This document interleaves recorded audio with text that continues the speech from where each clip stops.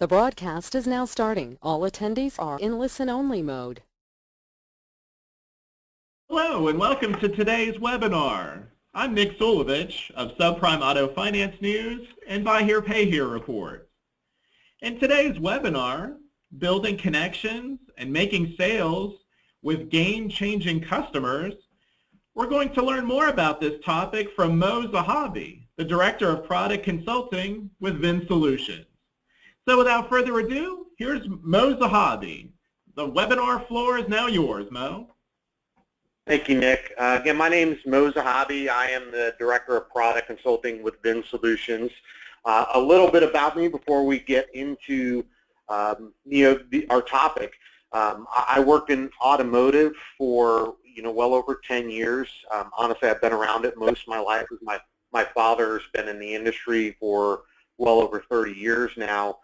I came to VinSolutions roughly 10 years ago and have pretty much held all the different roles within the company.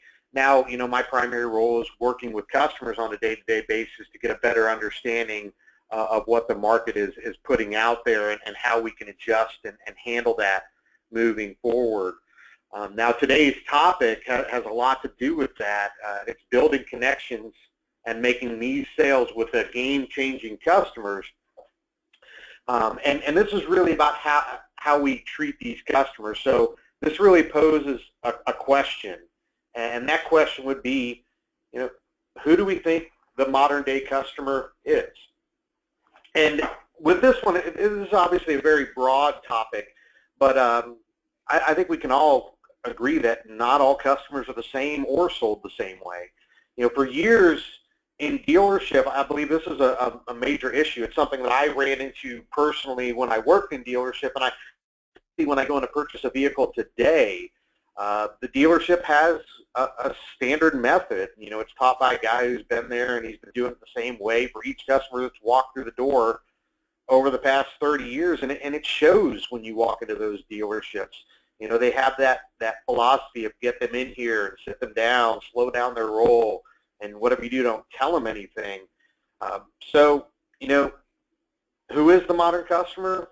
How are things changing? Well, my opinion is there are all kinds of customers. Here are some of the basic ones we might see. There's the listen to our needs customer. They have specific needs, and you need to ask them the right questions to figure out what those needs are. You have discount customers. They're always looking for a bargain. They're shopping several stores and making their choice with price as their driving factor. These are well-informed customers that expect a professional experience and real advice from their salesperson. We have the loyal customer. These customers represent roughly 20% of our customer base, but most people don't understand that these customers actually make up half of our sales. We have the impulse customer. I fall into this group. I switch cars every 2 years. I have no real reason for it.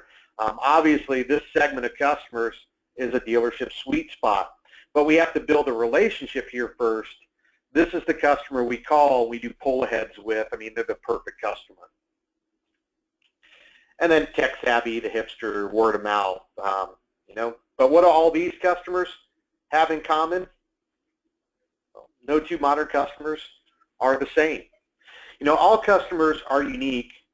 Each have different personalities, needs, wants, budgets, trade-ins, etc. This means we need to ask questions and learn to observe how our customers react both verbally as well as through body language. Utilizing software designed to segment data like this is a key in follow-up. By understanding each of these segments, we have a better ability to narrow down follow-up and marketing efforts down the road, helping the dealership secure success and be able to key to the right customers at the right time. I think these are all key components of success with, idea of the modern day customer.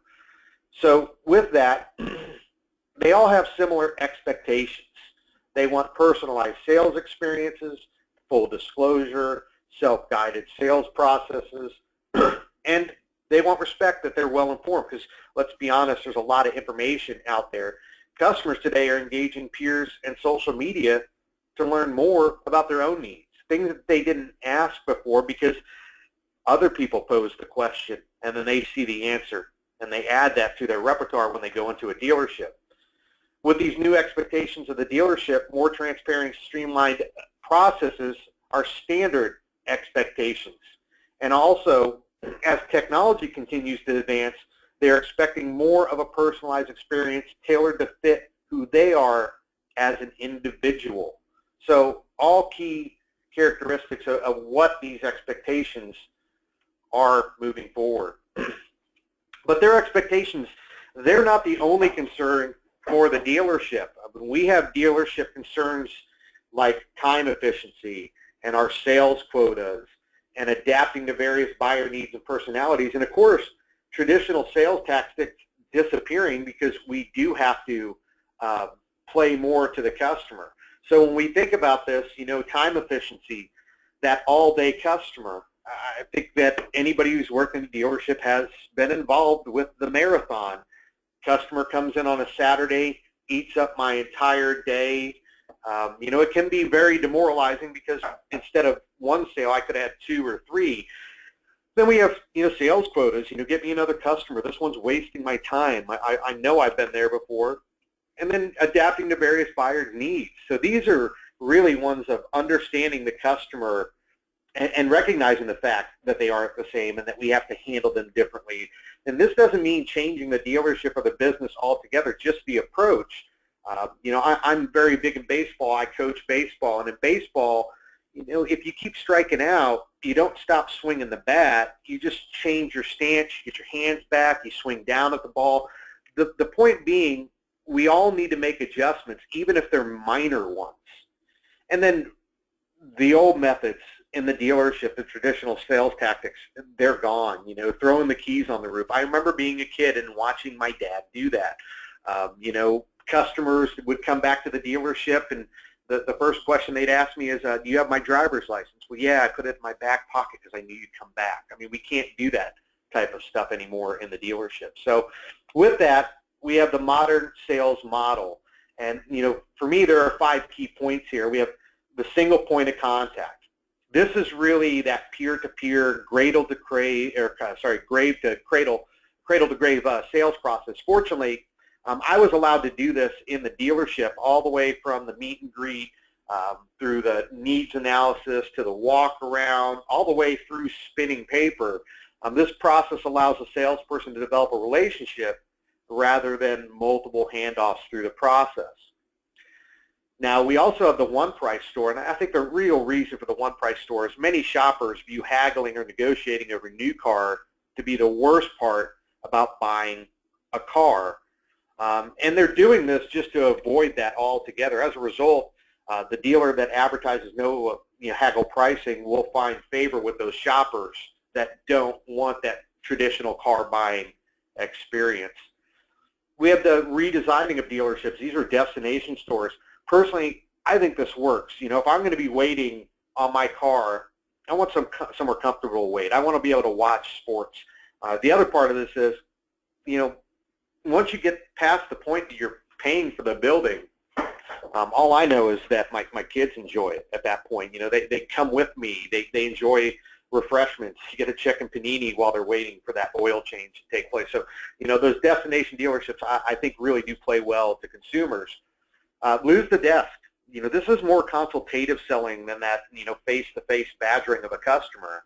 And then the big one I left for last there, this is the tablet-based mobile selling. To me, this is the biggest one as far as the modern-day sales approach, because this alone can change a customer's experience by saving valuable time running back and forth to the tower to scan a license or copy an insurance card. You know, we were always taught to never leave the customer, but the first thing we do is walk a customer through double doors, sit them at a table, ask for their license, and disappear for 15 minutes. I think this really ruins that customer experience. Plus, valuable functionality like voice to text with mobile empowers a salesperson to enter more thorough notes. So for dealerships, we have more transparency to what's taking place with the customer, and it's much easier to find. So these are all attributes of the modern day sales process. But that's not enough. Big thing here is dealerships don't sell cars. People sell cars. Dealerships facilitate the ability for me to sell a car. So we've got to look at the big picture. You need to have good salespeople that know how to sell and how to engage. Engagement and follow-up are a big key. Customers today have so many choices that you need to make sure you know that, or they need to know that you're there for them. This involves not only the manager doing their job, but the sales staff buying into the approach that the manager or the dealership puts in place. To me, the dealership is the field. Managers are the coaches, and the salespeople need to take instruction and get the ball into the end zone. It's a big game. Now, with that, how do we deliver a great experience and meet the dealership's goals? This one you could respond to a million different ways, like, oh, you got to go the extra mile. I think that's a bunch of blah, blah. We need to understand who our customers are. One way to do this is to create personas of those customers and give each persona a name or a personality. For example, Jill likes new technology and is real tech savvy, so we can send follow-ups with videos. Tommy is that kind of person that has to have clear instruction, so it's really that person to person. It's again really breaking down these customers into those small pockets so we can market to them more effectively. And then creating an emotional connection with the customer. It's not what you say, it's how you say it. Customers are 3 times more likely to recommend and repurchase if they feel emotionally engaged. Those are some good numbers there. 44% said they rarely or never shop around if they are emotionally engaged. Now, the other part is to create a clear customer experience and vision.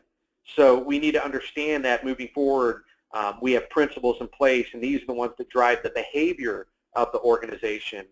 And then ultimately, the one thing that I think that's very important is capturing the customer's feedback in real time. I don't want to wait for my J.D. Power survey to come back and tell me that it was a bad experience. How can you tell if you're delivering a wow customer experience? You need to ask.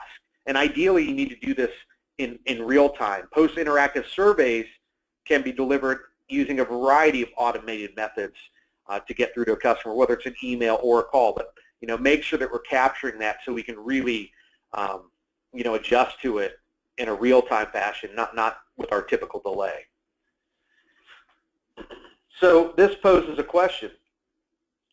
Who are our salespeople selling to? Well, let's find out. We have several different kinds of game-changing customer types. I'm really going to primarily focus on 3, and yes, there are millions of types of customers. But these are the most common that I've witnessed over the years working at a dealership, and I still see them when I go in and I, do my oil change, or when I go in to see friends that are running stores. The first one is Mr. Maybe, and I think this one we run into on a regular basis. The know-it-all. I think everybody's familiar with that, and the most common that we see today is probably the millennial customer. So I'm going to start with Mr. Maybe. Who is Mr. Maybe, and what does it take to deal with this customer? Well, Mr. Maybe is a little bit shy, timid. They're not sure. They're I'm just looking customers. They wait for the salesperson to approach them. They seem tense and uncertain. The more questions you ask, the more inclined they are to just say, I don't know. This segment of customers really hates going into a dealership. And really, a lot of this has to just do with the fact that they are uneasy, or maybe they've heard a story. But this is perhaps the easiest of the 3 customers if we really break it down. Although they can be a struggle, they're just looking for someone to listen and guide them to the right selection and have problems communicating that. So our job is to get them to overcome that fear of the car buying process by asking the right questions that inspire confidence in that customer.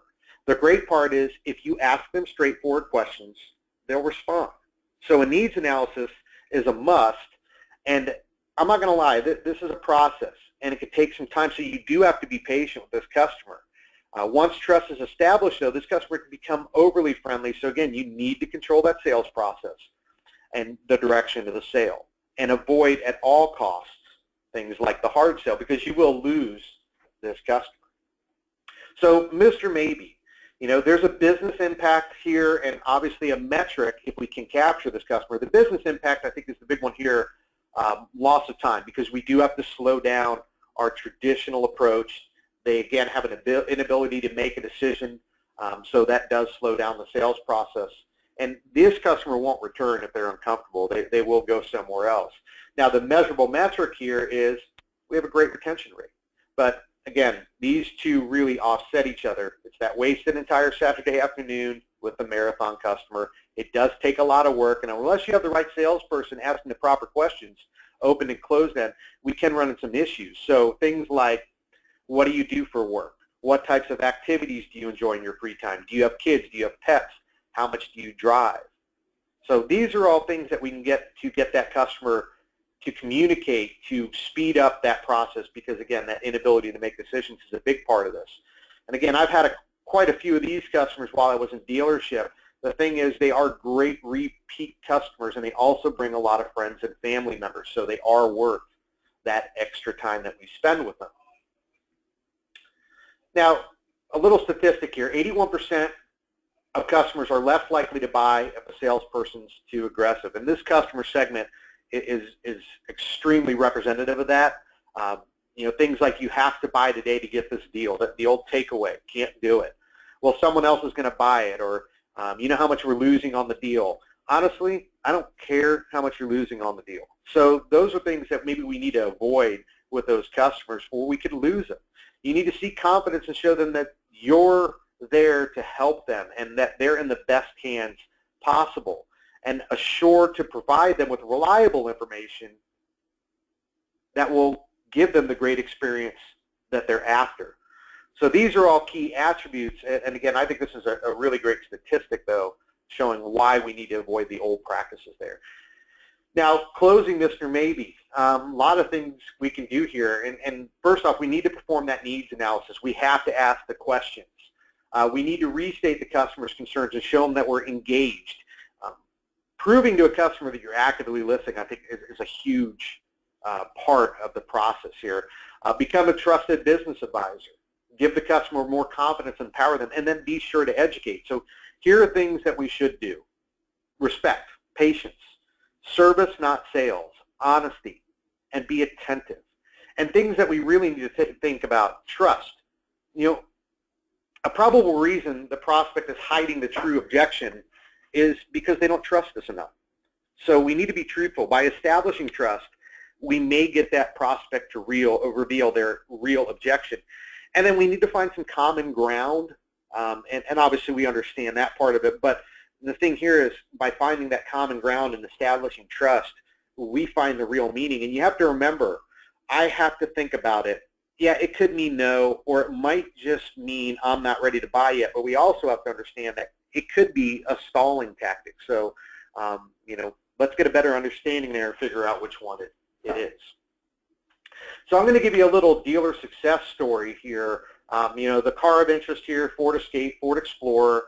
I walk out and I up Mr. Maybe, and here are our challenges. They're indecisive on the model. They need guidance and explanation on the differences in the cars, and a little bit of hand-holding happens here. So I'm going to ask questions to guide the sale. I do a needs analysis, and by doing this, and asking the proper questions, I can determine that in this case, the customer had a family, they have pets, they do a lot of outdoor activities, they have a boat, they go to the lake all the time. By asking small little questions like that, I'm able to determine that a Ford Escape's not going to pull a boat properly. It doesn't have the proper amount of space. It doesn't have the get up and go that this customer wants. So by asking these questions and offering alternatives, I sold the fully loaded Explorer to the customer. Yes, it took a little bit longer than the average sale, but again, I have a happy customer, repeat customer that sends me referrals. So big component here is making sure that we ask and getting the customer to the right car and making sure that they're happy in the long run. So that's a little bit about Mr. Maybe. I'm going to move on to our second customer type here, And this one I know we're all familiar with. It's your favorite and mine. This is the know-it-all customer. Now, this is obviously the most complicated customer, and they can really ruin your day if you don't take them for what they're worth. This is the customer's always right customer, so be careful and avoid confrontation. To get an understanding of what they're using the vehicle for, we have to ask open-ended questions because they do enjoy talking. So make suggestions, but not too many. Talking too much might seem pushy, and this may irritate this type of customer.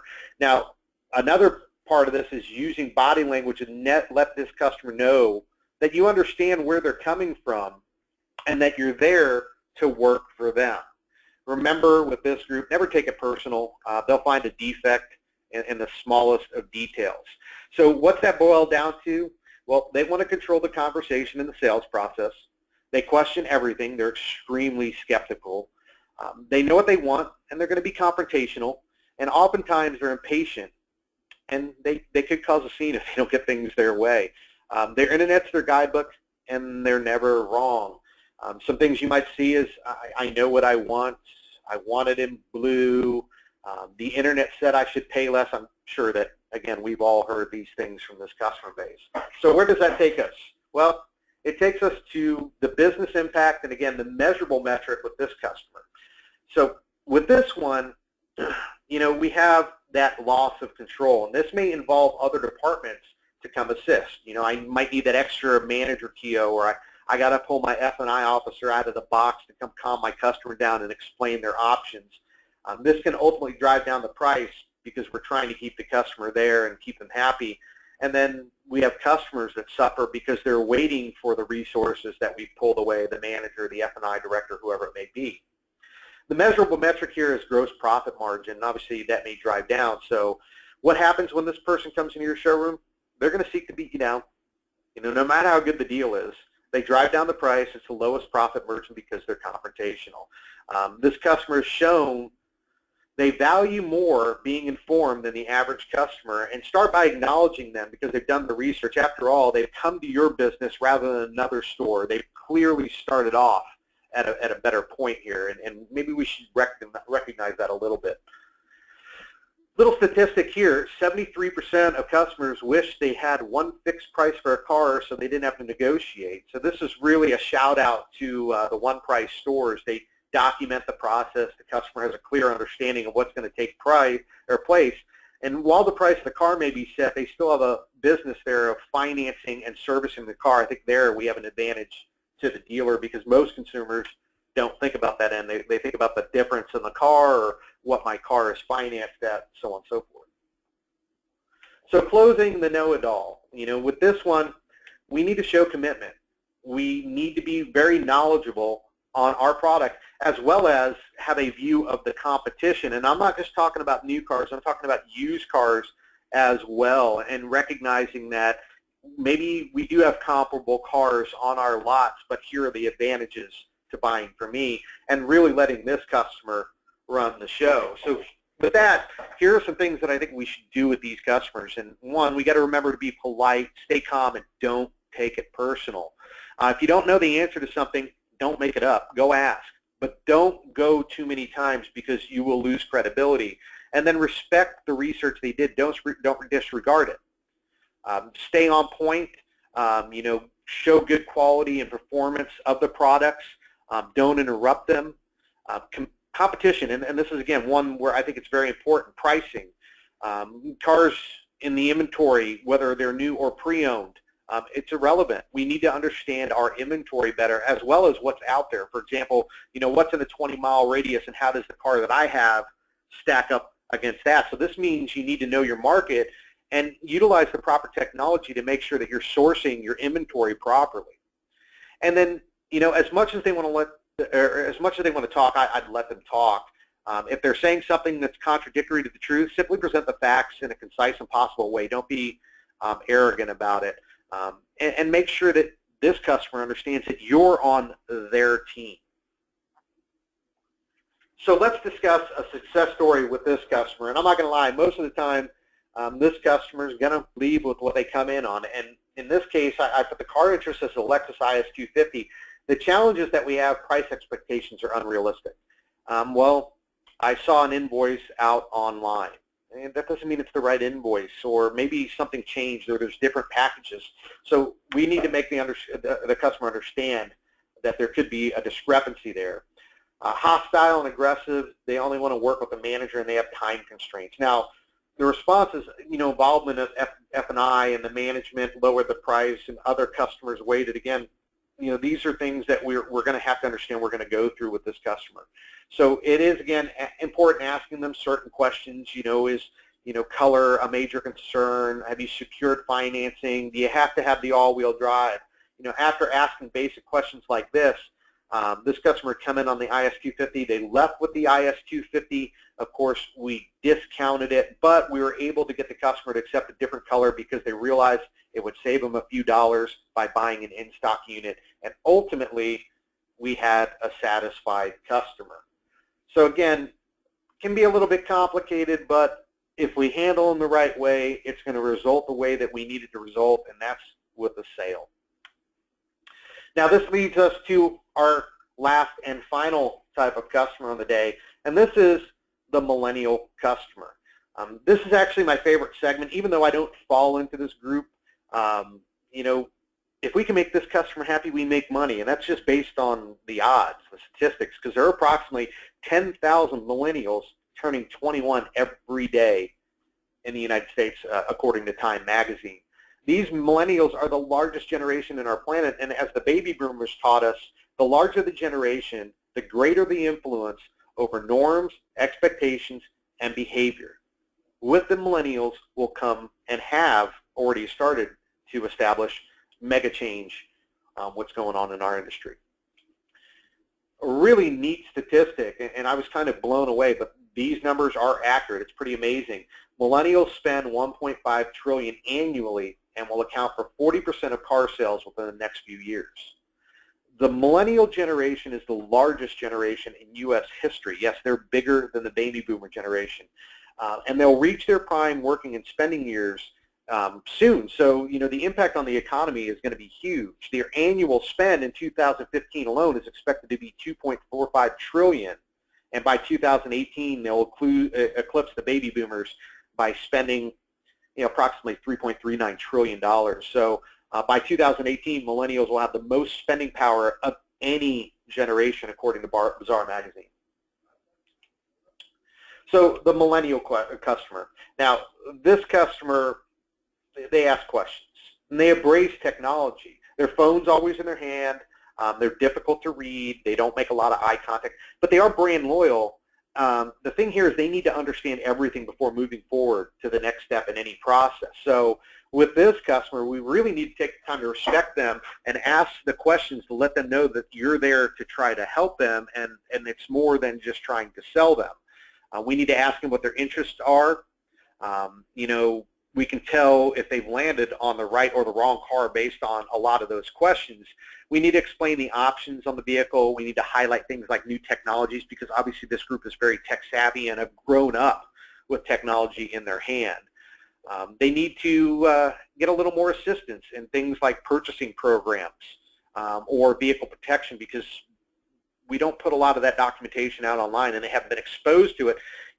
And with this group, I think an honest, transparent process really goes a long way.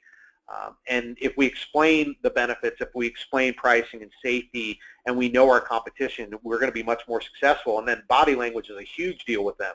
So avoid the face-to-face approach and try side-to-side instead. The old three-legged call or the belly-to-belly approach just isn't effective with this group as you might think. Now, this segment prefers a peer-to-peer approach, which makes them feel equal, and again, that's a big part of this. So making a connection with this customer is a big component, and if we are able to do that, I think with this customer specifically, we could have a customer for life. Did I mention that these customers have a lot of questions? Now, this brings me to another statistic. 95% said that they went online at least at one point during the buying process. So here are some things that we need to take into consideration. 48% of millennials said word of mouth influences their product purchase more than TV ads. and only 17% said a TV ad promoted them to buy. So where do you think they get the word of mouth influence? Social media. So again, we need to take care of this customer because they are going to talk to friends. They are going to put it out there online. And 63% say that they stay updated on brands through social media. So here, a social media presence is obviously a very important component of our business strategy if we plan on capitalizing on this millennial spend. So with the millennial, it's like our other groups. We have a business impact and we have a measurable metric.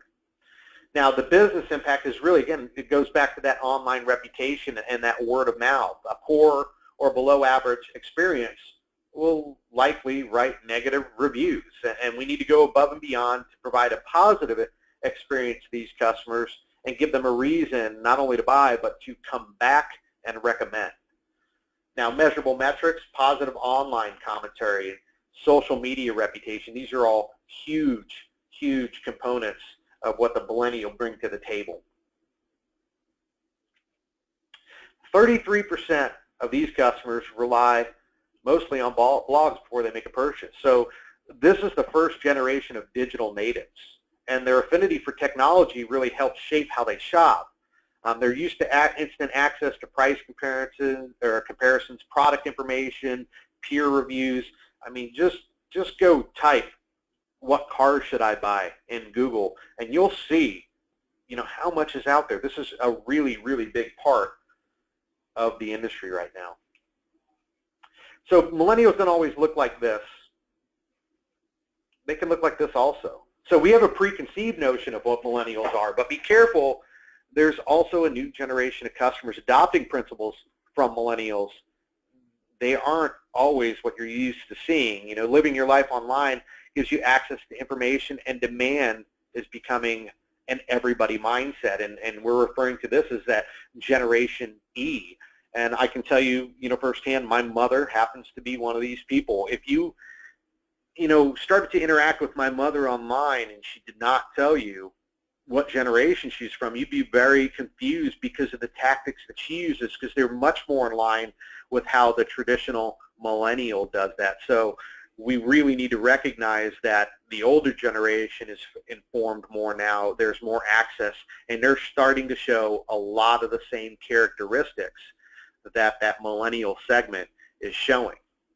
Now, I also want to say this. Did you know that by 2025, 3 out of every 4 workers globally will be millennials? So again, we need to recognize that millennials don't always look like this or act like this.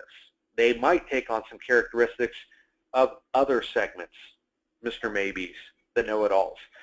Now, currently there are 40 million millennials in the workplace, and millennials are the most educated generation in American history. I know that when we talk about millennials, some of us have a tendency to say they're lazy or they don't get involved and they don't engage. Well, 63% of millennials have a bachelor's degree.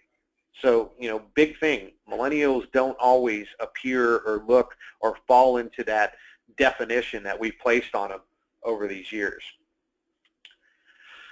Another stat here, 62% of millennials are more loyal to brands that engage directly with customers on social media. So millennials have come of age during a time where technological change, globalization, economic disruption, this has given them a different set of behaviors and experiences than their parents or their parents' parents.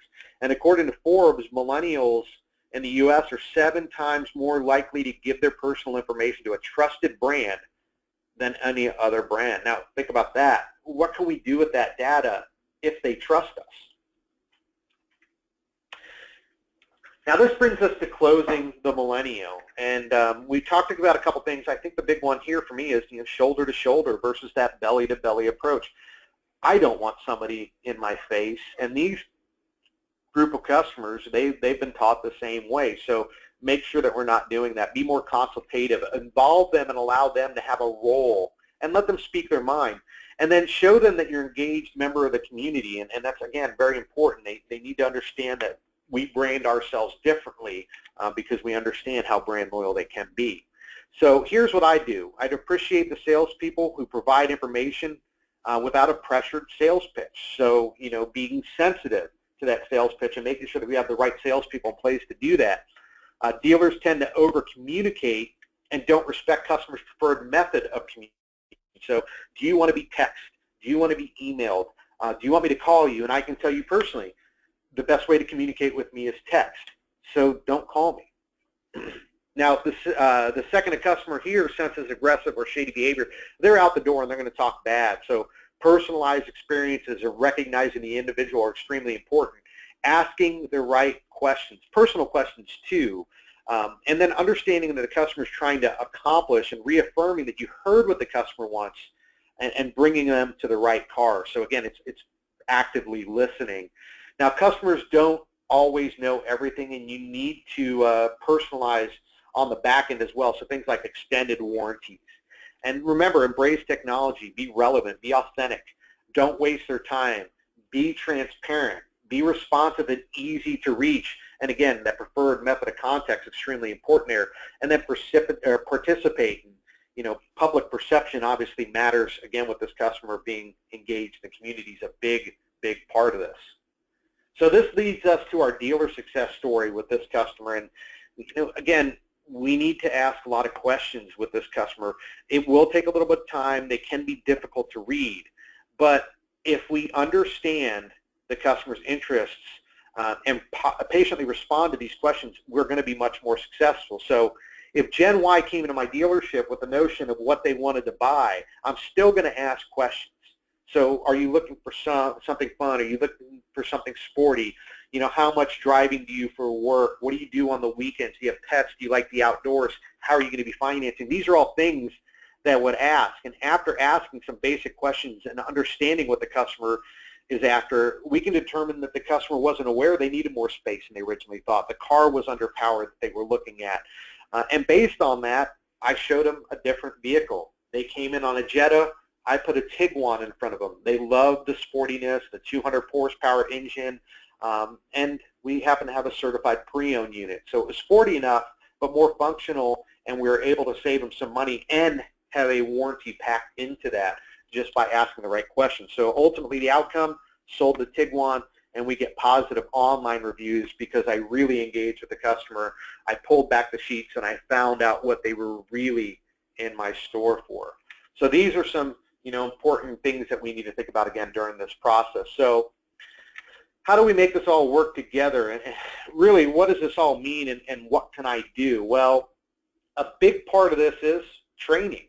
And one of the things that I always talk about is, personalizing that customer experience and identifying these customer types and then making sure that that customer is comfortable. If we can, understand the customer better, and I do add that personalization, it will build rapport. And then I need to educate around the internet information out there. Whether it's right or wrong, I need to be aware of it. So engaging with the internet, seeing that data, and researching, I think, is a big part of what we do moving forward. Now, sales tactics here, practice and role play, and I know a lot of people hate role playing, but it works, and I hated it when I first got into sales, but it does, it works. And the resources to make us successful are there in the dealership already.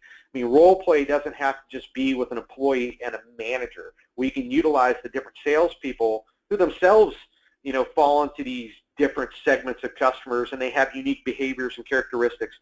Those resources that we have there can really make my staff better by, again, practicing role playing. A big part of this, obviously, is having a good attitude. And I think, being confident, watching your body language, they all fall into that. The thing is, customers know when we're not having a good day, and it's not their fault. I don't need to put them on them. And the other part here is, if that bad attitude or my behavior rubs off on the customer, that's not good for the sale. So, making sure that we carry that positive body language and so on and so forth, I think it's a big component there.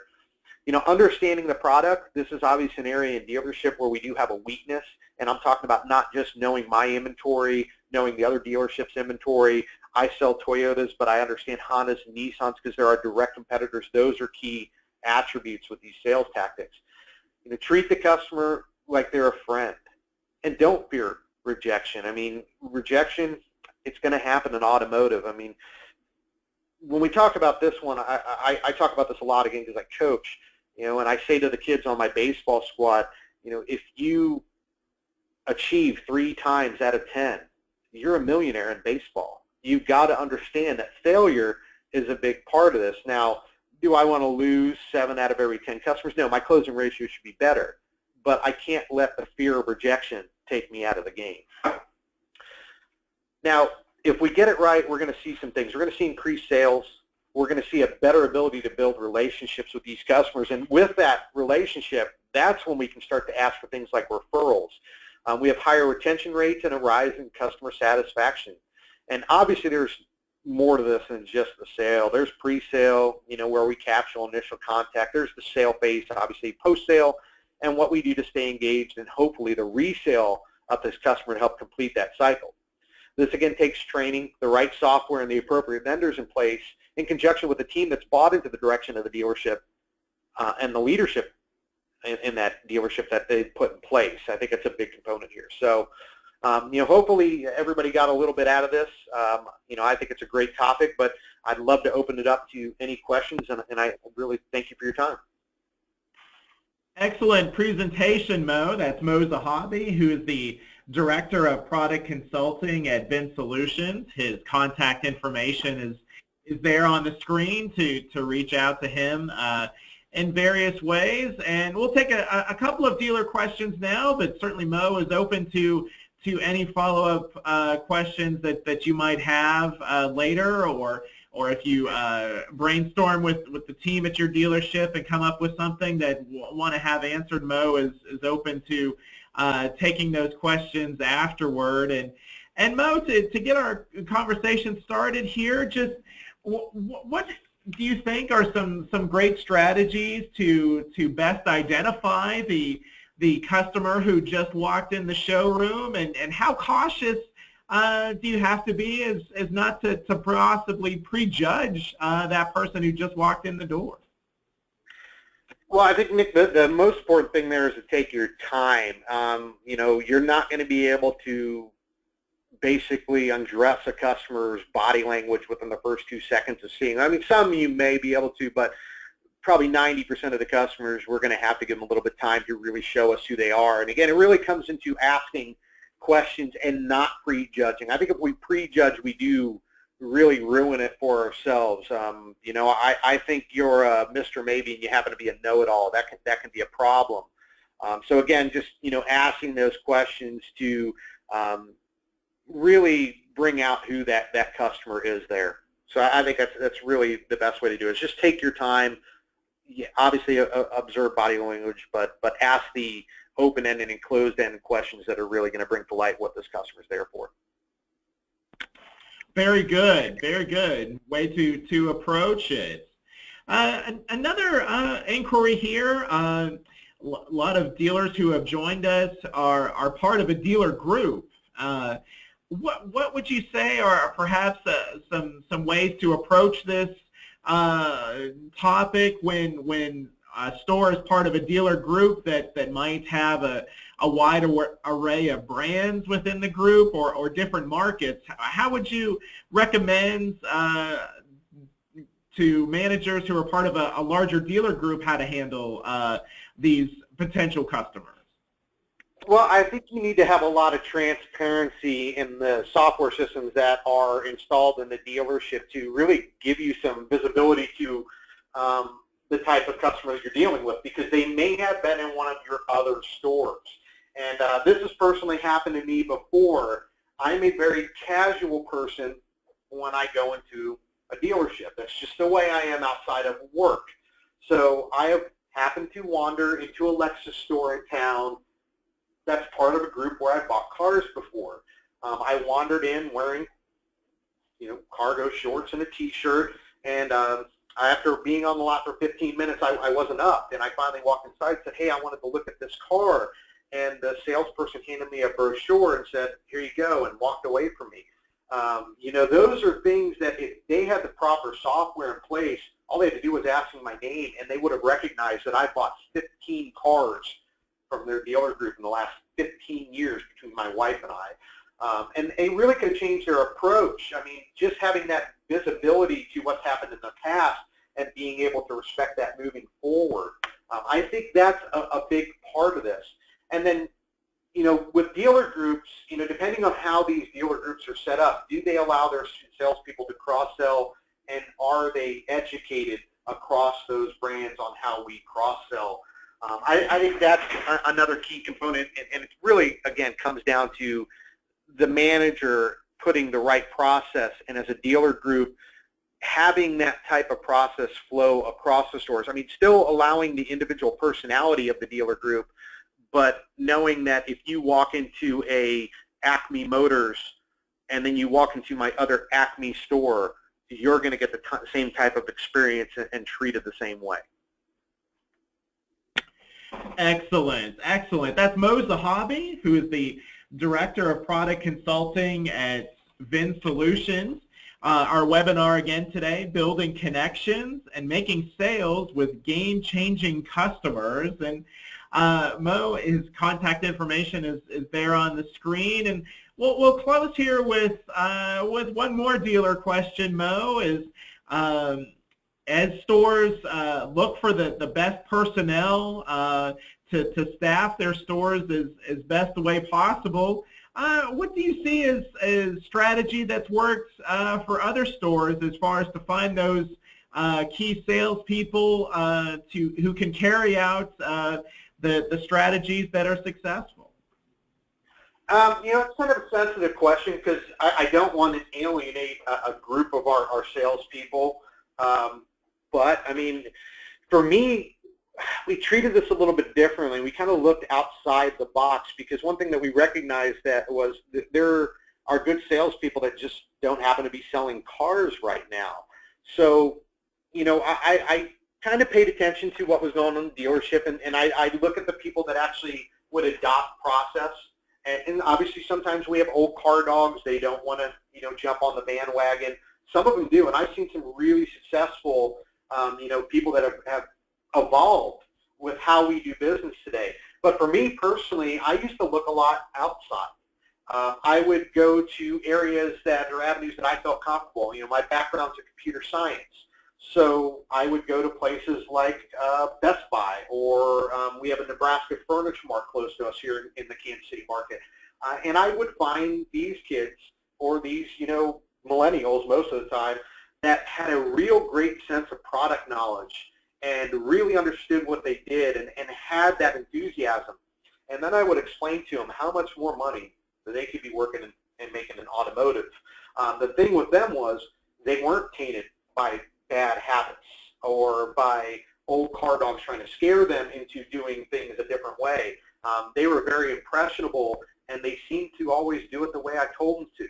So I think that's a really good way to go out and grab employees. Now the other one is, and my last dealer group hired me this way, I'd call around and see how people handled a call. I mystery shop dealerships, and lo and behold, the salesperson that I needed maybe was just working at a different dealership today.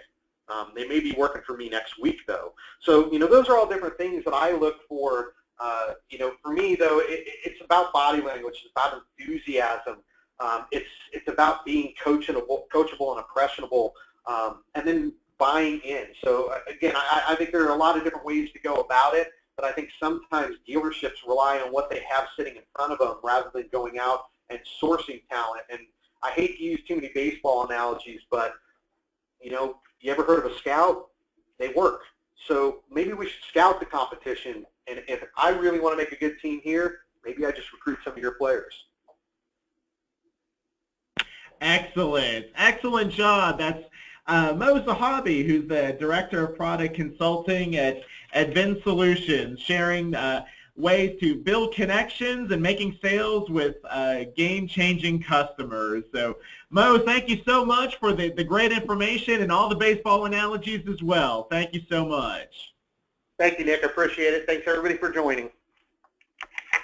This is Nick Zulovich. Thank you so much for joining us.